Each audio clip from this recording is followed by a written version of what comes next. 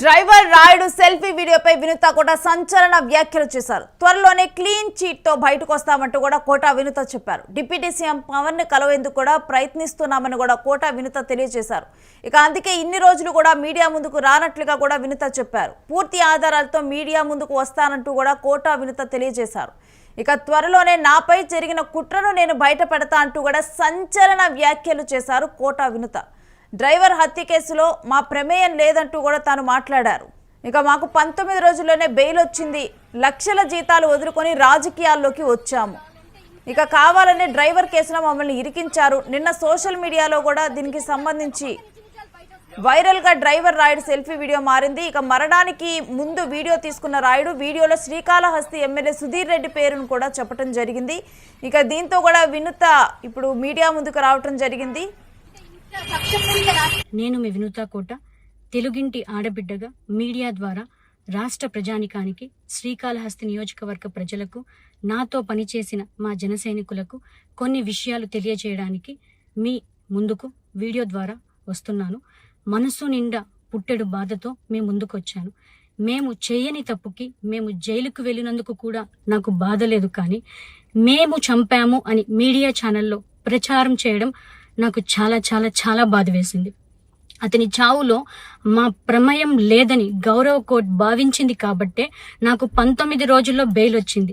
Subsequently 1 నెలలో మా అందరికీ బెయిల్ వచ్చింది.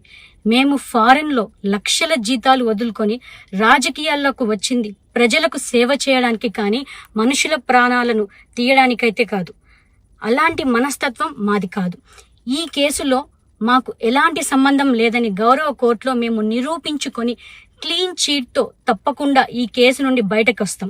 ఈ కేసు చెన్నై కోర్టులో విచారణ ఉన్నందున నేను ఈ కేసు గురించి ఇంతకు మించి మాట్లాడకూడదని మా లాయర్లు నన్ను సూచించారు.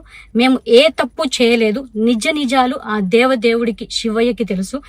ధైర్యంగా పోరాడతాం.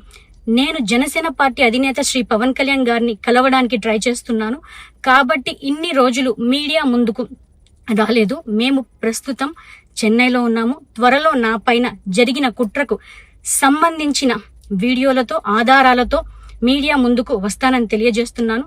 న్యాయం ఎప్పటికైనా గెలుస్తుంది. ఖచ్చితంగా న్యాయం వైపు ప్రతి ఒక్కరు నిలబడతారని భావిస్తున్నాను. సత్యమేవ జయతే. జై హింద్.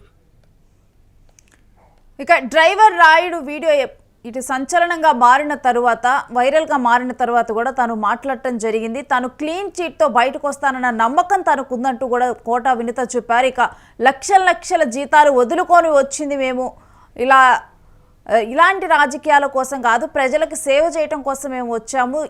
దీంతో మాకు ఏ సంబంధము లేదు. ఈ విషయాన్ని న్యాయస్థానం కూడా గుర్తించింది కాబట్టి మాకు వెంటనే బెయిల్ ఇచ్చింది. ఈ విషయంలో మేము క్లీన్ చీట్తో బయటకు వస్తాము. ఇక ఇదే అంశం మీద డిప్యూటీ సీఎం పవన్ కళ్యాణ్ని కలిసేందుకు మేము తీవ్రంగా కూడా ప్రయత్నిస్తున్నాము.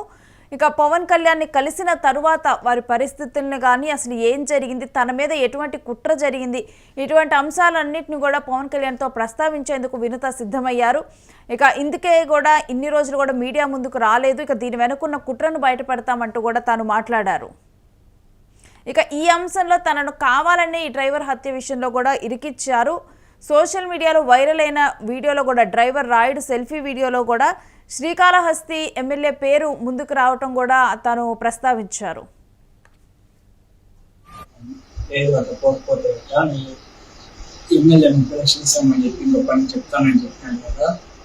పోతేనే కదా పని చేయగలుగుతావు, పోతే ఎట్లా పోవాలనిపిస్తుంది వాడికి అని చెప్పాడు. వాళ్ళు చెప్పిన తర్వాత సరిగ్గా వెళ్తాను అని చెప్పాను. ఇప్పుడు వాతావరణం లేదు నాకు అని అడిగాడు. వాడు అడిగేలోపు నేను అప్పుడు కొత్త సిమ్ తీసుకోవాలి. ఆ కొత్త సిమ్ నెంబర్ వాడికి ఇచ్చాను. వాడు ఇచ్చిన తర్వాత ముందులాగా ఫోన్ చేసి ఎక్కడ వెళ్తున్నారు, ఏమి విషయాలు తర్వాత అన్నారు. నేను చెప్తా ఉన్నాను. ఒకసారి ఉన్నట్టుంది మీ సార్ని చంపేమన్నాడు ఎమ్మెల్యే అని చెప్పాడు. వాడు చెప్పిన తర్వాత నేను 2 సార్లు కార్లో వెళ్ళేటప్పుడు ట్రై చేశాను చంపేస్తాను అనేసి, కానీ అది కుదరక నేను పోయి మేడం వాళ్ళని నడిచి నేను కావాలనే చేస్తున్నావు అన్నది. కొంత డ్రైవింగ్ ఉంది అమౌంట్ దిగుదా అని చెప్పేసి నేను అప్పుడు డ్రైవింగ్ తీసి వెనకాల చెప్పి దాని తర్వాత నాకు డ్రైవింగ్లో వేయకుండా వేరే పని పెట్టుకున్నారు. నేను సీతో చెప్పాను, మీకు మాతో చేస్తా ఉంది, అది చేసి నాకు కారు ఇవ్వడం లేదు, డ్రైవర్ని మార్చేసినారు అని చెప్పాను. చెప్పిన తర్వాత సరేలే అనేసి గమనైపోయిన తర్వాత ఏప్రిల్ 6వ తారీఖు నాకు నైట్ ఫోన్ చేసి కోకోకోలా ఫ్యాక్టరీ దగ్గర రూమ్లోకి రమ్మని చెప్పారు. నేను అప్పుడు ఇంటికి ఆఫీస్ ఆలస్యంలో పార్టీ ఆఫీస్ నుంచి మా ఊరు ఆర్చికాడికి వెళ్ళి అక్కడ అతని కోసం వెయిట్ చేస్తా ఉన్నాను. వెయిట్ చేస్తా ఉంటే సిటీకి వచ్చి తీసుకొని వెళ్ళారు. అది వచ్చేసి మన కోకోకోలా ఫ్యాక్టరీ ఆపోజిట్లో ఒక ఇల్లు లాగా ఉంటుంది. ఆ ఇల్లు గడికి తీసుకొని వెళ్ళారు. తీసుకొని వెళ్ళిన తర్వాత చందా కూడా వచ్చాడు. అక్కడికి వచ్చి మామూలుగా మందు తాగుతా ఉన్నాము. తాగుతా ఉంటే స్వీట్ చేసి చందా అని అడిగాడు. ఇంకా మీ వాడికి ఇచ్చినప్పుడు ఇంకా ఇచ్చేసినామా లేదా అని అడిగాడు. లేదు నాకడే ఉన్నది, అడిగినప్పుడు ఇస్తాను అని చెప్పాడు. మాతో ఎందుకు నువ్వు అన్నదానం చేస్తున్నది అనేసి సుజిత్ చంద్ర అని అడిగాడు. లేదు ముందు అంటే అప్పుడు వ్యాపారాలు బాగా చేసినప్పుడు ఇప్పుడు కుదరడం లేదు, ఆ డబ్బుల్లో ఇచ్చిన డబ్బుల్లో నుంచి చేస్తున్నాను అని చెప్పాడు. మీ మేడం వాళ్ళు వస్తుంది, ఏం ప్లాన్ చేస్తున్నారు అని అడిగాడు. అడిగిన తర్వాత ప్రోగ్రామ్ ఏం అనుకోవడం లేదు, ఇంకా ఏం ప్లాన్ చేయలేదు అని చెప్పాడు. సరే మీ వాళ్ళని అమర్చాలని చేస్తున్నాను మాట్లాడలేదు. 1 తారీఖు జీతం అంతా అడిగాడు. 9 ఇస్తున్నారు.